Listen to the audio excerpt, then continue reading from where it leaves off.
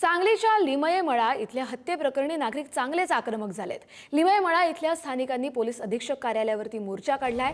संतप्त जमाव सांगली पोलीस अधीक्षक कार्यालयामध्ये घुसला। पोलीस अधीक्षकांना भेटण्यास विरोध केल्यानं मोठा गोंधळ पाहायला मिळाला। सांगलीमधल्या लिमयेमळा इथं नशेखोरांकडून क्रांतिकुमार शेडवाळे यांची हत्या करण्यात आली। नशेखोरांवर कारवाई करण्यासाठी संतप्त जमावानं विश्रामबाग पोलीस ठाण्यासमोर ठिय्याही मांडला। कोणताही तोडगा न निघाल्यानं संतप्त जमाव सांगली पोलीस अधीक्षक कार्यालयात शिरला। नशेखोरांचा बंदोबस्त करण्यासाठी आम्ही शस्त्रही हातात घेऊ असा संतप्त इशारा यावेळी ग्रामस्थांनी दिलाय।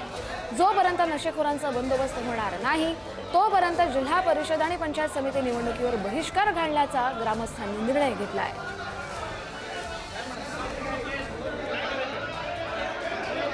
सांगलीमधल्या लिमयेमळाची ही दृश्य आपण पाहतोय।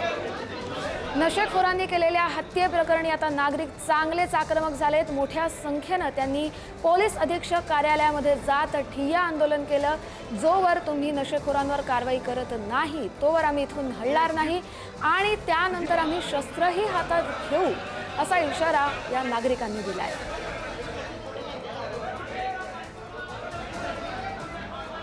स्वप्नील पाटील आपले प्रतिनिधी आपल्याला या संदर्भातील अधिकचे अपडेट देतील। स्वप्नील, बरोबर कसली 2 दिवसापूर्वी रात्री सांगली शहरातील लिमयेमळा या ठिकाणी क्रांतिकुमार शेडबाळे यांचा 3 हल्लेखोरांनी धारदार हत्याराने तसेच डोक्यामध्ये दगड घालून खून केला होता। चेहऱ्यावरती लाईट का पाडली या कारणातून त्यांचा हा खून झाला होता। यानंतर 3 हल्लेखोरांना संतप्त जमावाने चोप देऊन पोलिसांच्या ताब्यात दिले होते, परंतु अज्ञात हल्लेखोराविरुद्ध गुन्हा दाखल झाल्यामुळे त्यांच्या विरुद्ध ओळख परेड करून गुन्हा दाखल करण्यात येणार असल्याचं सांगितलं होतं। त्यामुळे या परिसरातील नागरिक संतप्त झाले होते। गुन्हेगारांची कारवाई करावी तसेच या भागामध्ये नशेखोरीसाठी येणाऱ्या तरुणांवरती कारवाई करावी या मागण्यासाठी संतप्त जमाव हा विश्रामबाग पोलीस ठाण्यासमोर जमला होता।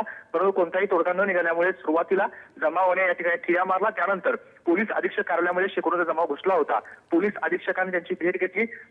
तातडीने सांगली शहरामध्ये ठिकठिकाणी बसणाऱ्या नशेखोरांवरती कारवाई करावी अशी मागणी संतप्त जमावाने केली आणि कारवाई करण्याचं आश्वासन दिलं। त्यामुळे आता अगदी क्षुल्लक कारणावरून झालेली ही हत्या, त्यानंतर नागरिकांचा संताप आणि आता पोलीस काय कारवाई करतात याकडे आपलं लक्ष राहील। धन्यवाद स्वप्नील, तुम्ही